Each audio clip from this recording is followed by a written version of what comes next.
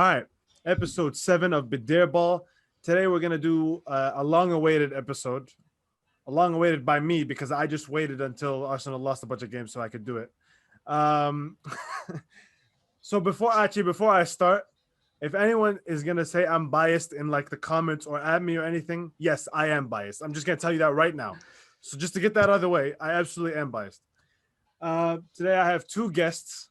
I have Mr. Mashir and Mr. Abdul, which I don't know why I'm Yep. pointing. I don't know if they're going to be the Yeah. same. All right, so basically, let's just get, everybody knows my opinion on Arteta. So I'm just going to let these guys just lay out like the baseline of everything we're going to talk about. So Mashir, you tell us what you think about Arteta and what the future for All him right. is. All right. Basically, Unai Emery leaves a mess. I'm not gonna go too into what was wrong with Emery or anything. It's gonna take a whole other fucking hour. So, let's just say he leaves a mess. Arteta comes in, and obviously, we're all kind of skeptical because he has no experience prior. And you kind of wonder whether they only hired him because he's an ex-player, but he's not really a legend, so I don't really buy that argument. But we'll probably get into that later. He's definitely had a reputation in coaching beforehand, and I know this stuff is like a lot of it's like behind the scenes, smoke and mirrors kind of thing, but uh, he definitely had a big reputation, like with Guardiola and whatnot. So yeah, so he comes in. I noticed the first thing he did was kind of shore up the defense because obviously all these players are things he inherited from the last coach. So he tried to shore up the defense, which I think he did somewhat successfully. Obviously, like from at least post lockdown to the FA Cup win, our underlying stats were not that amazing. I think I'm just gonna get that out of the way. I'm gonna actually concede a couple things. I'll admit, right up front, I'm conceding a couple things. I think Arteta kind of messed up in the summer transfer window. I think kind of being lenient. Very nice. Okay. Yeah. I think he definitely messed up in the transfer window. I think we'll disagree on what specifically, but I'll just go up and say the Aubameyang contract is a mess up, and that might be controversial. The Partey signing, I think, was a mess up. I think he prioritized the midfield side of things in the first phase rather than the end phase, which we had more struggles with. I think we had a lot of trouble creating chances from post lockdown forward, and I think he prioritized winning the ball in midfield and that first phase of controlling possession more than the last phase, which I think he should have gotten Awar. And I think we should have done everything to get Awar, or at least that kind of player, a creative player or a final third player. I think he definitely messed up with Willian. Like I said that right away.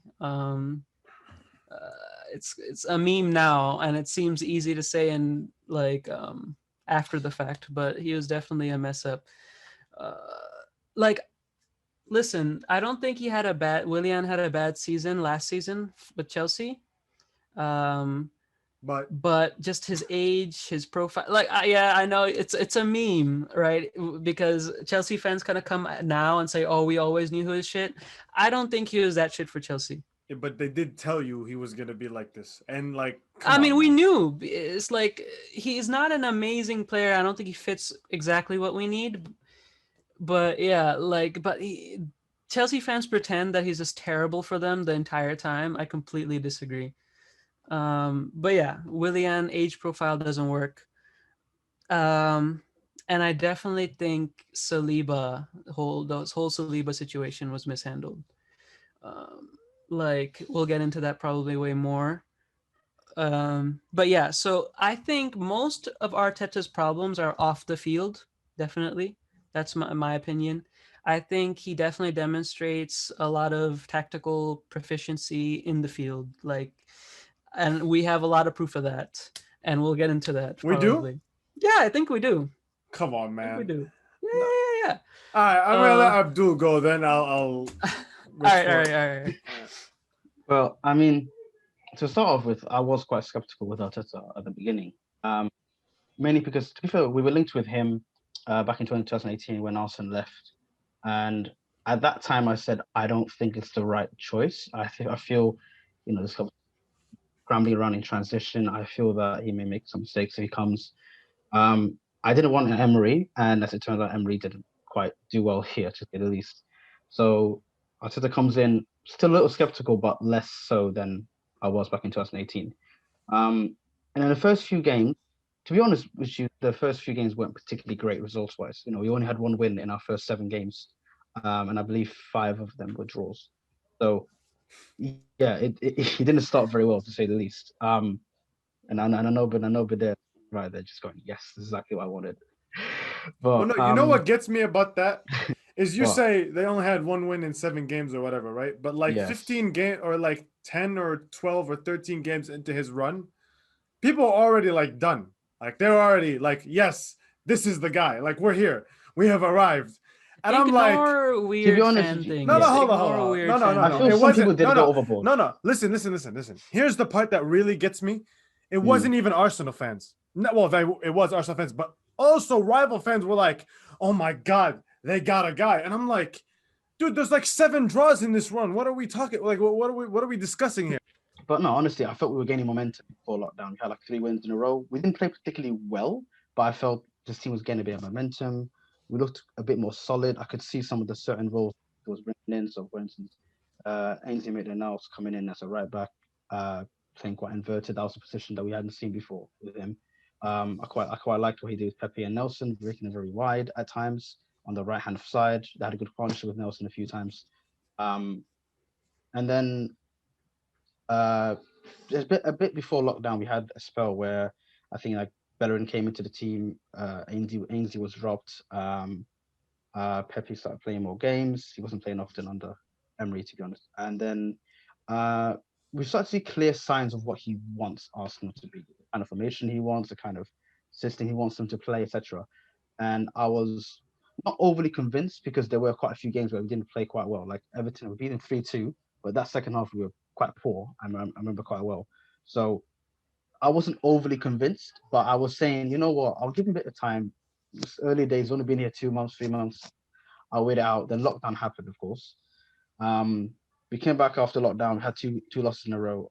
I thought we were quite fortunate in those games.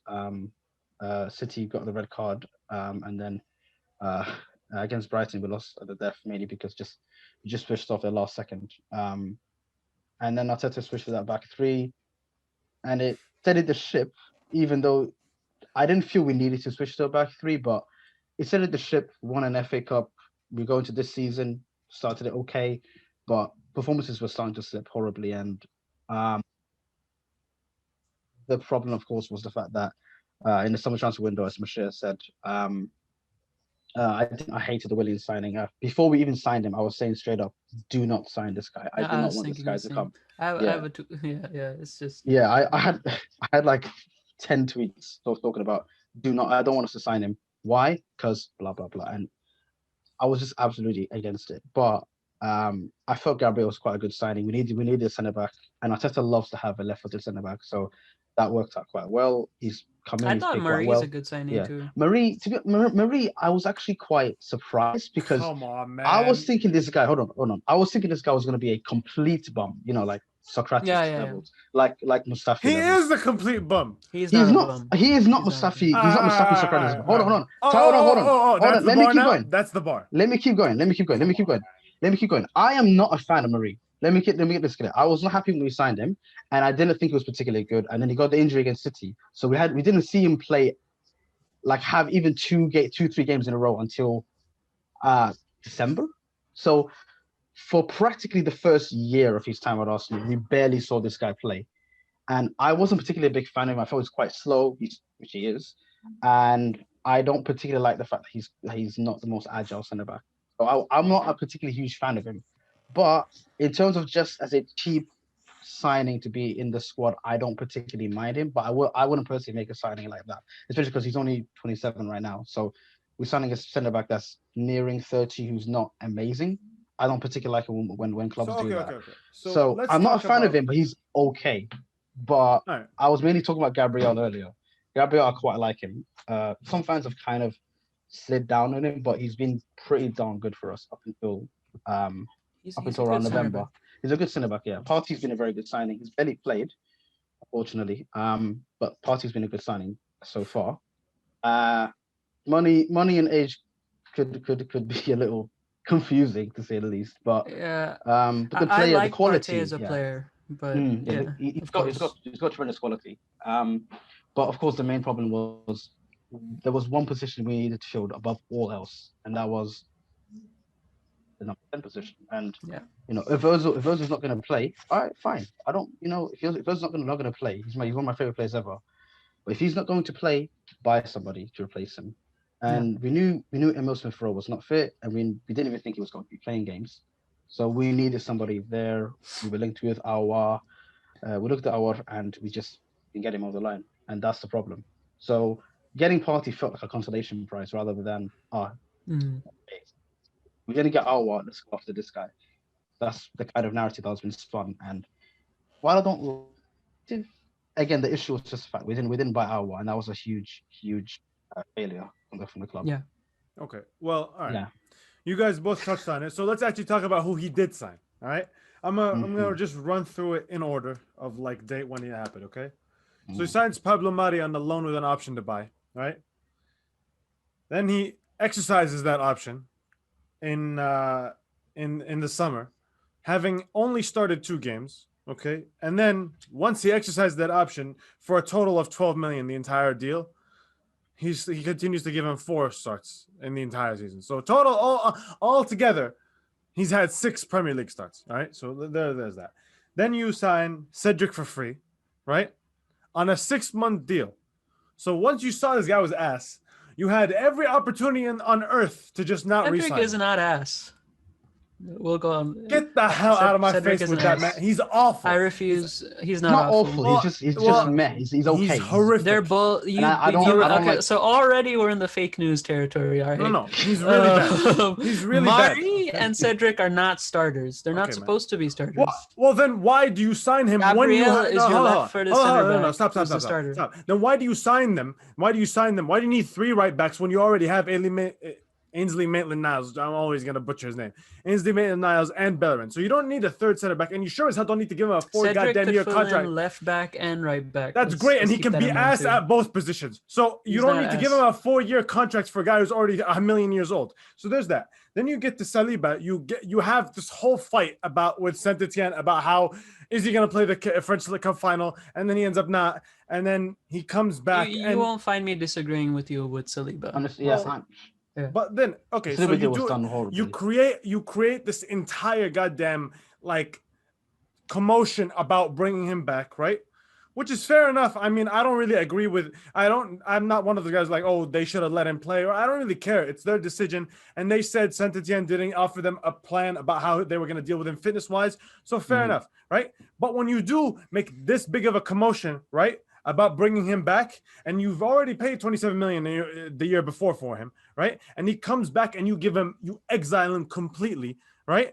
And then he gets sent out on loan this past January. So that's one whole thing we could talk about on the side. Then you sign Willian on a free, which is like, come on, man. You've both discussed this, so I'm not even going to go with that. Then you sign, and these are the 2 main deals, right? Well, first you signed Ron Arsene for 2 million, which is the funniest thing ever because he's just like a walking loss, which is like, all right. Who? Ron Arsene, that goalkeeper, whatever his name is, right? Yeah. So now I'm just gonna put that one on the side. It was just funny. I put it on the side, like. And then you sign Gabriel and Partey for 50 million, right? So here's my thing about those 2 signings, right? So my analysis of how I watched Arteta pre and post the COVID break, right? My whole thing was you're right. You touched on the Mashir in that he improved the defense, right? He did. And what I saw was not, oh, wow, they're really like buckling down and taking away certain things. The way other great defensive teams, they take something away, something that they think they will be vulnerable at, and they allow the opposition something that they think they can handle well enough, right? So that's not what I saw from Arteta. What I saw from Arteta was, fair enough, he didn't have the players, right? So he just went like, and they were leaking goals. So he just went like, fuck it. I'm gonna put a lot of men behind the ball. I'm gonna play a conservative style of football. And I'm gonna concede less goals, which everybody knows. Everybody who watches this knows I'm not averse to defensive football, right? So I'm cool with that.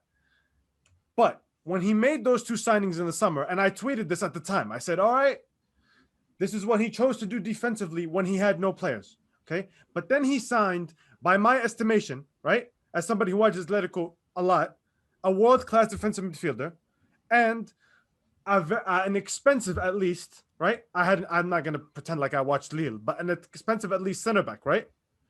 Mm-hmm. Which that tells me if you go and they gave you money, you invested 12 million in Pablo Mari, and you invested 30 million in Gabriel, and you invested 50 million in Thomas, right?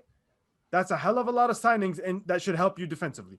So when I tweeted that, I said, okay, they supported you, right?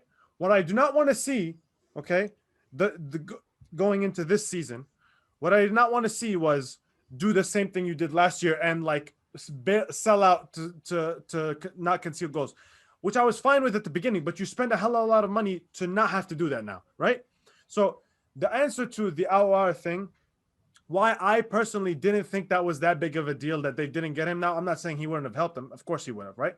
But my thing was, in my opinion, they had sold out so much creatively. And you talked about the underlying stats post-COVID. They were terrible because they just didn't shoot. Because the emphasis was, let's not concede, right? And the emphasis was, we don't have the players to not concede. So, like, let's just push back. Now that he got the players, right, there should be no such emphasis. And I thought, okay, if you're that guy, and the timeline is hailing you as the guy, right? And Arsenal found the man to take them going forward, right? The same way, in fairness, it's not just Arsenal. They did the same shit with Lampard, and I was like, hold on, what are we actually looking at here, right? And now he's fired. So they did all this kind of shit, and they got all these defensive players. And by the end of it, I'm still seeing the same kind of stuff. And in terms of, there's no real defensive structure. I don't see in terms of like, when I talk about taking away something and giving something up that you think you could deal with, let's say like City, right? City the best defensive team in the league. Saw what happened to them last year, and their decision was, okay, what we can't give up is counterattacks down the middle. So they play the inverted fullback so that whenever they lose the ball, you see three men in midfield instead of Rodri buying his own, because they understand that Rodri can't do what Fernandinho used to do, right? Because he's not as fast, he's not athletic. So now you see three guys in midfield and you go out wide, right? You go out wide and you face the two center backs, and the two center backs, they have full confidence that those two center backs are going to deal with it, and they've been right. So that's taking away something that you think you can't handle well, which is counterattacks down the middle, and giving up something that you think you can deal with decently. I don't ever see that with Arsenal. I don't see something like, I think they give up a fair amount of everything. If you want, all right. You had your. No, hold on. Okay. It's almost like it's called Badero, but I get to have my run. Let's go. No, listen. All right, go on. No, answer me. What is the thing they do defensively where they go, all right, you're not gonna cross, or all right, you're not gonna go down the middle, or all right, you're not gonna do this or this or that. You saying all this, you do realize we still have the third best defensive record in the league, right? Like City has at least conceded, then Chelsea, and then us. Okay, we've mainly lost games because we can't score goals. But what did I say before that? But what did I say before that? What did I say before that? What I say? Why did they not concede early on in the last season? Was because they felt they didn't attack as much to cover for the defensive deficiencies. So why are they still doing that? You telling me? So this is an interesting point, and I actually agree with you in a huge way, in a couple of huge ways. So post FA Cup, we go three at the back, or FA Cup win, we still go three at the back, right? Mm-hmm. 100,000% agree with you. That was the wrong move to keep doing that. I think most. Actually, I don't know if most Arsenal fans agree. Who knows what they think? I agree. I think the turning point, and I know you'd went like pre-lockdown, post-lockdown was your turning point. Well, not necessarily your turning point. It wasn't a turning point. I just wanted to see the difference between the two. You know what I'm saying? I think the real difference is post-Chelsea win, pre-Chelsea win, in my opinion. The 3-0 win this season? The 3-1, yeah. 1, Boxing yeah. Oh, Day. okay, 3-1. Yeah, I was. I Go think on. that is the real turning point of the entire project, because right before that I was starting to turn. Pre-Chelsea, we went three at the back, like Saka as like a left fielder, like he's just kind of in the left side. And Tierney kind of tucks in, and Xhaka takes that. Tierney is this like crazy, like big brain, like kind of like you could tell that he has that Guardiola shtick of like, okay, let me think about the like Yeah, the The anime, al- the anime, the the anime character always one. yeah, the The glasses go up that and one, the yeah. sheen. Yeah. like Willian is like a false nine, like that against Yeah. City. Yeah, like you could see that he has those tendencies, and I don't think you disagree that, like, obviously coaches have to tinker a bit, like that's obvious. Sure, but I think both those guys, like that's one thing he does have from Pep, is both those guys always think they're the smartest guy in the room, and always okay. think like I have the edge by doing this that no one expects. I mean, both those guys do that. Pep, Yeah. I've documented I don't know. Pep I don't know. I stuff. disagree. I don't feel Arteta's like. I feel he switched to the back three because he felt, okay, this will give me some results in the short term. No, I know. And Oh yeah, I it know did, why. that, it but did, yeah. the Willian as a false nine is They kind have of ideas. Yeah, no, that was No, just but some listen. galaxy big Pep brain has ideas anime. when he does his stuff too. Pep has ideas when he, like, it's not like he just comes to these decisions for no reason. Like when he went three at the back against Leon, he didn't just do that for no reason. He wanted to match up against Leon, right? Yeah. Sure. I mean, he had an idea. It was just a terrible one. That's all I'm saying. Is like, yeah. Arteta obviously has a vision of what he wants to come out of his changes. I'm just saying sometimes I think in management, sometimes it's just better left alone. Like things can fix themselves more without continuously tinkering with them. Yeah, Is my so point. No, I agree. I agree, yeah. And that post-Chelsea period is when he was kind of big braining it. Like, you're playing Aubameyang out of position. You're playing Lacazette in a role that he's not comfortable with. You're kind of making Tierney a third center back, which is completely deletes his like forward ability, like kind of, and like you're just kind of not getting the best out of anything. So he goes to Chelsea because at that point I forgot our record. It was like something terrible. I'm not even. It was one win in People 10. were talking about relegation, like with obviously joking a little bit, but like it was, you were in the conversation. Like you couldn't take yourself out. Yeah.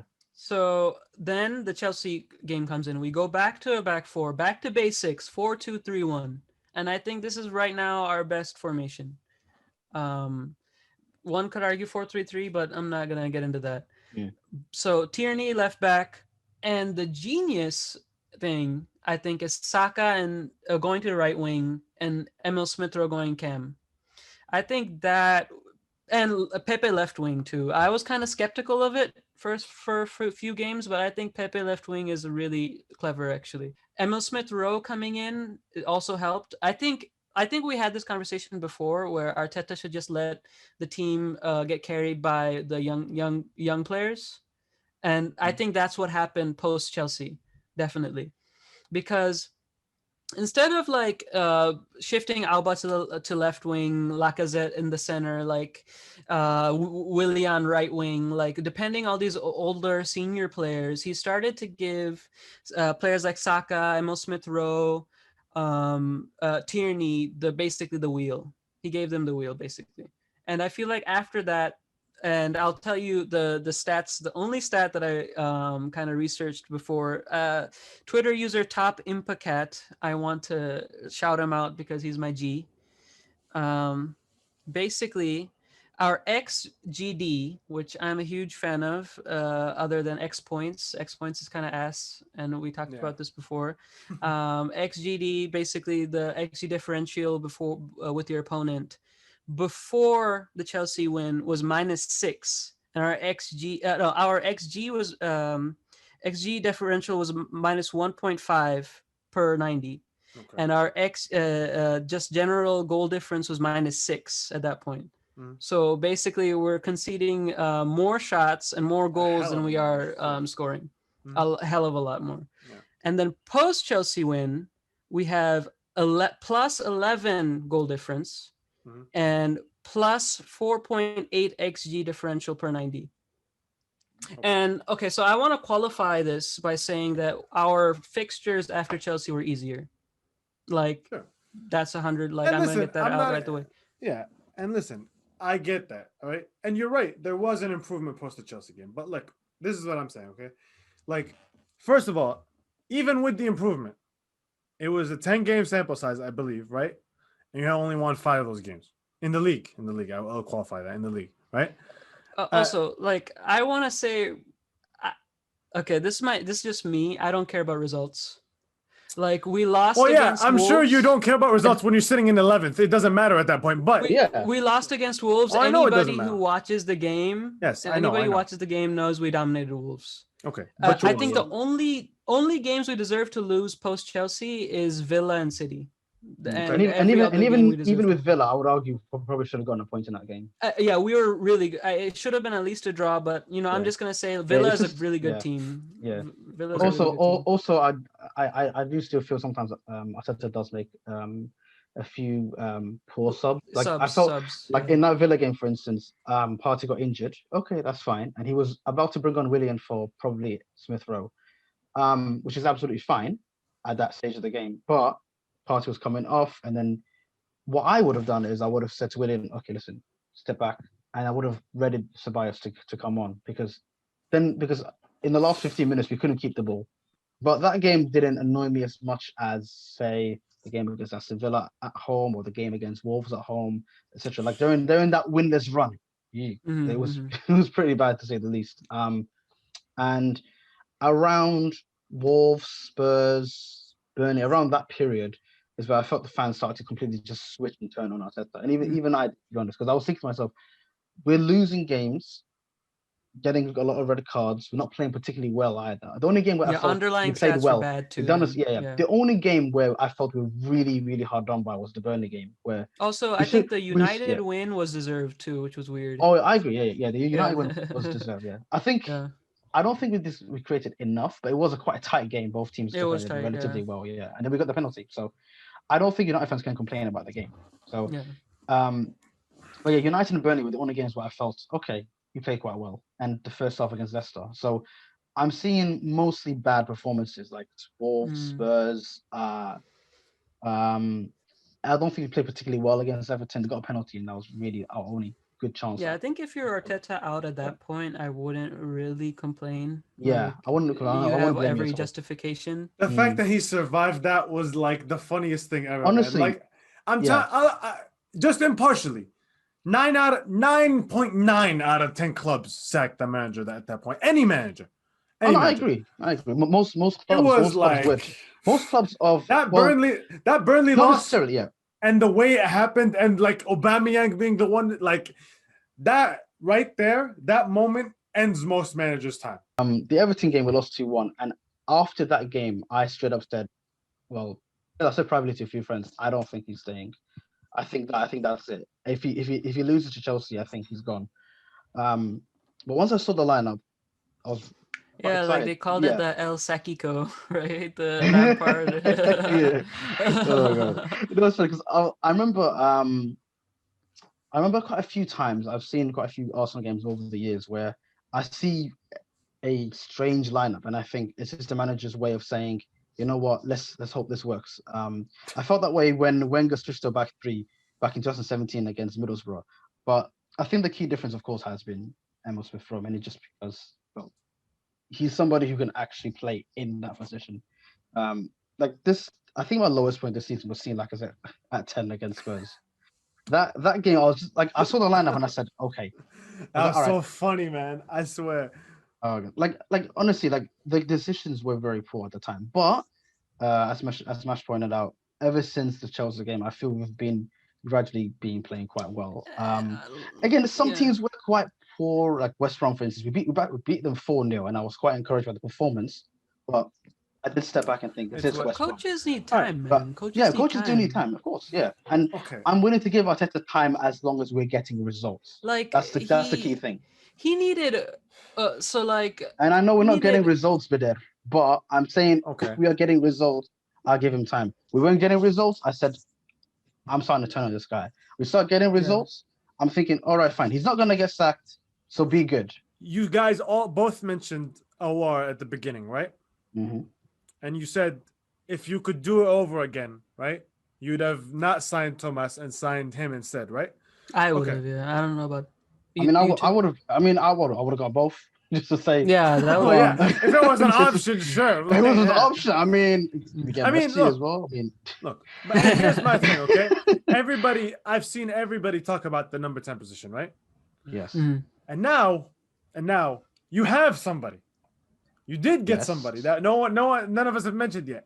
You got Martin Odegaard, Odegaard, right? Yeah. Who balled I'm not gonna like it, but I watched some La Liga just by watching Atleti. I end up watching some La Liga, right? Yeah, I watch. And that guy balled the good. hell out, right? Mm. And even when I said when you guys signed him, I said if everything goes right, he should be immediately in the top 3 most important players in your lineup.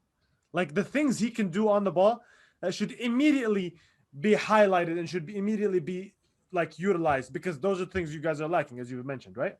Mhm. So when you guys are talking about, oh well, we're playing a little bit better, the results are okay. Oh yeah. Well, now you've got the guy. This is as close as you could get as I'm not saying he's better than him, but like this is the best second. This is as good as you could get. It's a good loan deal. It Yeah. has to be said.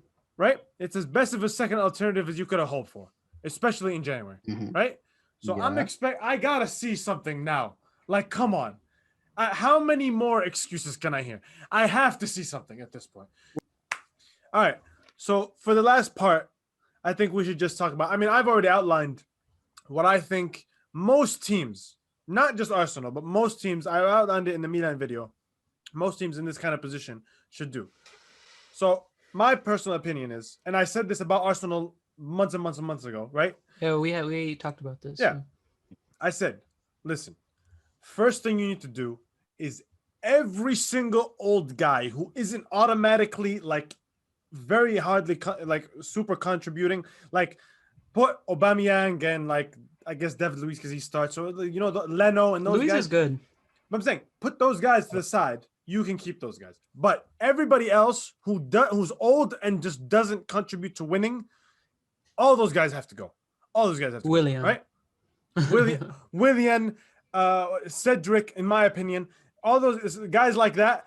Like Mustafi's obviously gone, and you've started the fat of the squad. I like when you said that. Like you should just give the young players the wheel and like this thing. They started doing that. It was kind of interesting. They did. The Emil Smith Rowe thing was positive. All that kind of stuff, right? But I'm just saying, like, go all into that. Like, go fully into that, especially this season, because there's literally nothing to play for. Like, what are we trying to prove here? I mean, I guess the Europa League, but like, come on. At a certain point, would you? To me, as a Milan fan, when we were in this same position, right? The Europa League didn't matter to me. We were in the damn thing every goddamn year, and it was like, okay, how are we actually gonna win this? At least this is for me. It's I'm hard not talking to about win, Arsenal. man. That's what I'm saying, It's hard to dude. win. Every year we would be in the Europa League, and I'd just be like, listen, are we in the top 3 teams in this competition? Hell no, because every year these guys drop down. And The Champions League teams drop down. I don't understand. And I'm like, those guys are gonna win. Like one of those years Atleti were in there. I'm like, come on, man. Like what? Don't even bother. Like we're gone, right? So that's my thing. Like just go all into the youth. Go all for that. Like that's what Milan did. Milan was just like, fuck it. If you're a youth player and you're like of age, fuck it. You're in. And let's see who sticks, because you at the end of the day, you end up with, as we did, we end up with a starting goalkeeper, a starting right back, and a bunch of younger guys that we signed that weren't from the academy, but end up being Frank Kessie and Ben Nasser and all these young guys who ended up being stars, right? I'm saying if Arsenal used to have this idea, by the way, of only buying young and all that kind of stuff, right? I mean, Gazidis kind of, the link shows that, right? But in terms of, I think that's what you guys should go all the way into. And I disagree with the whole Aubameyang re-signing was a bad idea. Okay, maybe the money was a little bit high, but in terms of like a team that can't score goals, like beggars can't be choosers. I'm sorry. And playing him at left wing all that damn time, and the most frustrating response when I said this last summer, when I said the starting lineup, in my opinion, the attack should always be Saka on the left or on the right. I guess whatever, it doesn't matter. She's that damn good. Right, right, definitely right. But Saka, then Pepe, then Aubameyang and down the middle. All right. in my opinion, in my opinion, I've always said if Pepe ever wants another home, come to Milan, man. Like, please, you would terrorize Serie A. So I think those three should always be starting. And playing Aubameyang down the middle, I hated the response. They're like, well, he still scored a lot when he was at left wing. It's like, yeah, because he's an incredible player, right? You could put him at left back and he'd still end up with like 13 goals. That's just how good he is. Left wing wasn't really his position. He was more of a left forward, and most of the time he was occupied the central area. But when you put a striker, like even look at the goals he scored recently too. He's still from the left scoring in. No, I understand. And everybody points to Henry and like, oh well, he stood on the left. Well, yeah, but that's not the same. The point is when Henry's a little different. Yeah, I'm saying, but even when Aubameyang, when he's on the left and he's what you were talking about how recently his goals, yes, he's in the middle, but he starts from the left. But here's the thing. When you make that diagonal run off the left, your idea is I'm gonna start on one center back and I'm gonna make the diagonal cut and what gets a lot of center backs is they're not gonna know to switch. Now the right center back needs to be the one to pick him up, and the right center back is usually thinking that striker's all the way over there, so he's ball watching. So now I have a run, which is what happened for the Benfica goal. The first, I think, in the 3-2 win. That's what happened. The left center back thinks, oh, he's here. And then he starts running and he's past the left center back, and the left center back can't leave his assignment, can't leave his space. So the right center back is supposed to pick that up, but he doesn't. He's looking at Saka dribbling in midfield, and Saka plays that amazing ball. So what happens when he's on the left, he can't make that same run because what's happening? Lacazette's already occupying the right center back. So when he makes that run, that's two guys in one position. That can't happen. I agree with you. Laka and Alba can't play together. Yeah. Which is my point. In terms of having him on the left, that doesn't, even if he scores goals, it's not conducive to the best way you can use him. Is my point. I agree. Yeah. The previous summer, we bought. We signed Tobias on loan. Bought Martinelli. Bought Saliba, Pepe, and Tierney. Those five players, and all of them are of the perfect age group. They're all either teenagers or they're in their early 20s, 23, 24. I thought that was the perfect age group. Like, not all of them have worked out. So Bias has been okay for us. I feel like he's had quite a few good spells and quite a few bad spells, but he's been generally okay. I mean, and to be fair, I was quite annoyed with him against Benfica. But Pepe hasn't been. Pepe hasn't been. He threw the game basically. You know what? When I saw that guy smiling at the end, I was just like, "You wipe that little smack off your face." You know what? You're an agent, man. You're an op, man. I think he's actually a good player. I think he's good. That pains me to say since he's a fascist, but I think he's a good player. But from a personal perspective, like as a personality, he's just so bad. Like he fights in fights, like in the dressing room and stuff. Like, yeah. Well, by the way, I forgot to touch on this. By the way, this was like something I had in my head. It was like the Athletic, man. They need to seriously. They should be ashamed of their fucking selves, man. Because last season, I was reading shit like he's changed the culture. You know, he's done this and he's that. I'm like, how has he changed the culture? He's been there. He's only been there like 8 minutes. Did you see their pieces on Tuchel? Like, I know. Oh, it's like full propaganda. Oh my god, dude! The janitor opened the door and he let him go in first. Like, oh my god, he's a human being. Really, what a nice guy. I'm just like, dude, they do these things where it's like, first of all, do you understand what changing the culture means? It means like certain things don't slide anymore, right? So when I hear he's changed the culture, and I'm not talking about, because you mentioned it, Tuchel. They do that for everybody, man. These puff pieces are insane. Right? Yeah. And I'm like, and then like 2 months into his job, he's changed the culture. And then 3 months after that, I'm seeing like 8 different guys exiled and like guys fighting each other in this training field. I'm like, wait. We just had, I thought the culture did change. What the hell happened? They weren't fighting before. And all they did in training was Emre used to do those stupid crosses. And that's all I saw. Now they're fighting each other. What the hell happened? Like the journalism standards in terms of how they cover these guys is embarrassing, and and the Athletic get away with that because every 10 articles they actually do some sort of analysis. But the other 9 There's is certain writers that are good. There's certain writers that are sure, good. Yeah. and they do have but them, right? There's certain that's terrible. Yeah. But they Yeah. advertise themselves in a way. They advertise themselves as we're different. Okay, we're not the Daily Mail. We're not this one or not this one. We're gonna Yeah, just not we're to gonna get give too you- into politics. It's just like it's. Oh, yeah. It's. I'm Yeah. saying Like they came into it when they like fucking blew up the footballing journalism market, right? And they just bought all these guys or whatever. Like they signed all these guys, and they were like, "We're not gonna give you the same old content. We're gonna give you new and creative." And fair enough, they have given us some of that, right? yeah. Like I've seen the city, the I can't remember what his name is, but the city writer who, like the main city writer, he Oh, I wrote, forgot his name. yeah, Sam Lee, I think. yeah, he wrote stuff about their shape and all that kind of stuff. Beautiful stuff. Like you can read that and you learn a lot of stuff. I think there's one more thing I have to say. Another thing we need to do Mhm.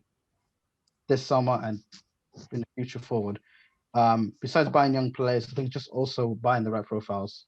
Don't buy a player that you feel okay, he's good, but you know, Well, look at here's the a age, question. look at the Here's a question I have for you guys, right? So Sure. I have 2 questions actually. So to me, right, I think one of the most underrated things in terms of team building, and I think there's a very good history of all the teams that are where you guys are right now, right, and where you want to be, and those guys that have made that jump. All I think a very underrated thing is like buy within the league. I feel like the biggest the 2 biggest examples personally I can see is when City came into the league and they had all that money, right?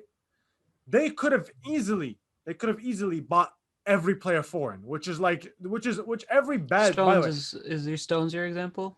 no, I'm talking about even Oh. before that. I'm talking about like Oh, the okay. first league title, Like right? Mancini era. Yeah. When Oh, they okay, I what got did, you. what did they do, right? They obviously signed Yaya, David Silva, and Aguero, right? But what they also did, right, was the spine of that team was Joe Hart from Birmingham, Joel Lescott from Everton, what's his name, Gareth Barry, like Samir Nasri, Clichy, all these guys from within the league, right? So, in my opinion, in Liverpool, this recent Liverpool team, the one that just won the league, they did the same kind of thing in terms of look at their spine. It's Joe Gomez, not from the Premier League, but at least like you know what I'm talking about. Robertson from Hull. Even before Wijnaldum. that, Wijnaldum, Henderson, like all these kind of guys. Just right? rating Southampton, Sadio Mane as well. Yeah, exactly. But, Yeah. but my point is, you sprinkle in the extra, like the guys that take you over the top, like they did with Salah or like City did with Yaya and Aguero, right? But the spine of your team should be guys, in my opinion, should be guys from teams that are lower than you most of the time, right? But that already know the league and are just like known quantities. Like when they when City signed Gareth Barry, they know exactly what I'm getting. You know what I'm saying? There's no what is he gonna do here? There's no they know exactly the kind of performance he's gonna give them every single time. And the same thing with like Clichy or Nasri or whatever. I think You know, a good example of this would be we should sign Buendia, but I think you don't like. I don't hate. To I be honest, I Buendia. was on the Buendia train. Listen, I like Buendia. I like Buendia until we too, got but I'm not. I know some of my tweets insinuate that I don't like him. It's not him. I don't like the conversations he was put in last summer. Like there were conversations I've had with people where they were like, United fans, for example, they're like, no, don't sign Sancho, sign Buendia and this other guy. And I'm like, Okay. come on, man. Like to me, and this is my personal opinion. All right, I will always take a superstar over 2 good players. I always take that. Of course, yeah. I That's proven actually, quality. yeah, but a lot of people don't agree with that, and a lot of people would be like, no. That's why the Partey signing, while I don't think the timing of it was the thing that was wrong. Like ultimately, I won't criticize signing to me what is a world-class player, but the timing of it was like you tried to jump. And this is something I said in the Milan video. There are as soon the start of your rebuild begins once you admit to yourself as a club that there are no quick fixes, right? That we are in here for years, right? Once you internalize that as a club and you build upon it, you can actually start. So, in my opinion, the Pepe and the Thomas signing, like those are signings you make when you're like right there. and then you buy those guys to like, let's go to the next level, instead of, no, we're still rebuilding. We think still I have agree a lot. with you. Yeah. Yeah, we I still said have a the lot same of thing fat about to Thomas. yeah, like I said the that same thing about squad had a Thomas. lot of fat to trim first, and then you go and you sign Thomas or even Awar, in my opinion. Like those are kind of the signings that you want to put. I mean, at least he's younger, but like those are the signings you make when you want to put yourself over the top instead of like, let's get guys who we know are gonna grow with us. You know what I'm saying? Because when you sign a 20, like let's say, I don't know what kind of example. Let's say some, trying to think of who's a young midfielder or something Arsenal could buy from within the Szoboszlai, Premier League. like he was. Well, let's say him. Okay, I was thinking more within the Premier League, but let's say him. He's Or a good within like example, right? Declan Rice, I was gonna say, but yeah. Okay, Declan Rice, even though he's like in a fucking different stratosphere now in terms of price range. But let's say somebody like him, right? Right? But let's say somebody like him, but like less expensive, right? You sign that guy, right? And fans understand that I'm not buying. Well, maybe not with Declan Rice, but let's say Sobosai, right? I think most fans understand or appreciate that I'm not buying the player he is now. I'm buying the player he is in a couple of years, right? And while obviously some fans, a lot of Arsenal fan TV regulars will be like shouting off the rooftops about those guys, but generally, I think the most people, I mean, dude, here's the thing. I will give one thing to the Arsenal fan base. Fuck me, they are patient, man. Like, because there's a lot of them still support Arteta, right? Which I am telling you, I don't think anyone else in Like us. the top six. No, I know, but I'm saying I don't think any other top six club would have supported him this long, right? So clearly, the fans are willing to go through a project, right? And it's a disservice. The club has done a disservice to not go through with that. Like you have the most forgiving fans ever, right? They were willing to wait for you, right? And you're not trying to wait. You're trying to like quick fix the shit with 140 million or whatever spent on like win now moves when you're clearly not ready to win now. You get what I'm saying? I agree. And honestly, like that's what I felt with a lot of like that's what like with Party, for instance. I felt like to be fair, with Party, I'm a little more lead on it because he's a fantastic player. And exactly, yeah, I'm the same. Yeah. But again, I've always been saying for quite a few years we should be buying players from within the league. Before Robertson joined Liverpool, not many people liked him, and I was saying straight up, Nacho Monreal is aging. We need a left back quite soon. Please, we need to get this guy. And the same summer that Liverpool bought him, we bought Kolasinac, and I was not happy about that. Again, I wasn't too sad about signing Kolasinac. I'm not a fan of him right now. As anyone who knows me knows I don't like him. I've always maintained that I'm a fan of Guendouzi, and I was quite sad to see him effectively shipped off. And also just even in terms of depth, this season our midfield depth is very poor. So we're mainly just dependent on Xhaka, Partey, and to a lesser extent Ceballos and Oneni. And again, like I'd much rather have Guendouzi here than Oneni. Let's say you're the one in charge. Like, what would you, from what you've seen, obviously you don't see the training, whatever, but from what you've seen, who's like, this is the position right here, and this is the kind of player I want in that position. Okay, so the first position have to make sure that we get a forward in. Many depends on whether we play Aubameyang on the left or on the right. I feel ideally I'll probably get a left-sided forward. But again, that just depends because I'm not entirely sure whether I would rather prefer to have Aubameyang up front or on the left. But I think assuming he's going to play up front, I think I'll get a left-sided forward. Another position I'll fill in is the 10 position. Emil's going to be here next season, but we don't know what's going to happen with Odegaard. So if Odegaard plays really well and we get him, that's the position that filled up. Left wing, attacking midfield. After that would be, I want to cheat a little and say 3 and 4. So center mid and potentially right back because again like Cedric's okay, but I don't want us to depend on him as a backup. And Hector's not had the best season. And I love Hector, but he's not had the best season. So right back and midfielder desperately because we don't have much depth there. And I don't want Oneni to be here next season. So so left wing, attacking midfield, midfield / right back. I'd say first is that sort of cam /8.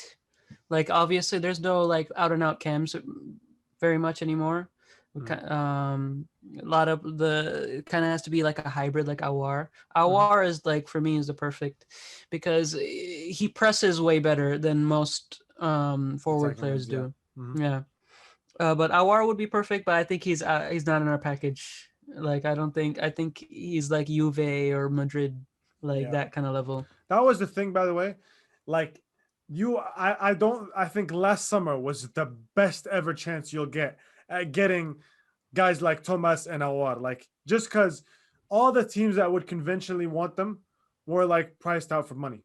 Yeah, and just like right after Corona, like there was this crazy Rube Goldbergian, and Juve wanted him so badly, but they just like completely fucked up their finances in terms of they had already spent 30 million on Kulusevski and all this kind of stuff. And like, I'm telling you, if they hadn't done that deal in January, not knowing what would happen later, I think, thank God it didn't happen, but I think they would have signed him. All right, yeah, go on. Sorry. I'm gonna cheat a little bit. I think we don't need a center mid if Guendouzi's back and he actually gets trusted. To be honest, I would probably say if Guendouzi comes back, that's the position sorted. Yeah. So, but I don't think it's you being manager. Forget it. Okay, it's what you would do. Like, I see. You can say I would bring back Guendouzi and I would have trust in him. Yeah. So yeah. Okay, fair enough. Yeah. Saliba, then a lot of Saliba would be trusted. I think right back is a good one too.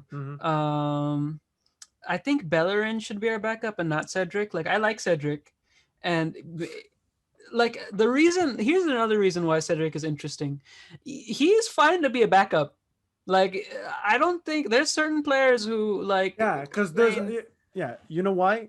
Because it's the only thing he can afford, man. Like, he's all he can get. That's fine. You need some players like that. Are you kidding? I don't know. To be honest, I'm not a fan of buying players who are only going to be backups. I always want to sign players. Listen, when you're like, I'm not, like, again, when I say when you're 10th, I'm not talking shit. We were 8th for like forever. So like, it's not, you know what I'm saying? But like, when you're at that level, right? You don't buy backups. You buy starters to beat out the current starter. And he becomes a backup. Yeah. And if that guy isn't accepting his role, then fuck him. Like, I'm sorry, but like, if you as a starter, we were this, so we're trying to upgrade. Sorry, like, deal with it. I think we need a striker too. I think both Aubameyang and Lacazette are technically not the fit of the style we want. Like, I know we were talking about how Aubameyang on the left doesn't work, but I think like the way we did it didn't work, obviously. But I think it could work if you have like a Firmino type. Obviously, you would want someone who could also score, but like a Firmino type who kind of tucks in, then I think you could put any striker on the wing. It could work because they come inside anyways. Well, here's the thing: a Firmino type that can score. I think every team in the world wants that. There are some guys. Liverpool want that. Liverpool would die for that. I said in the Liverpool video or in the Q&A, I said, you need everything that Firmino does, but just a little bit more goals. Like, and that's hard as hell to find. You need Firmino from 3 years ago is what you need.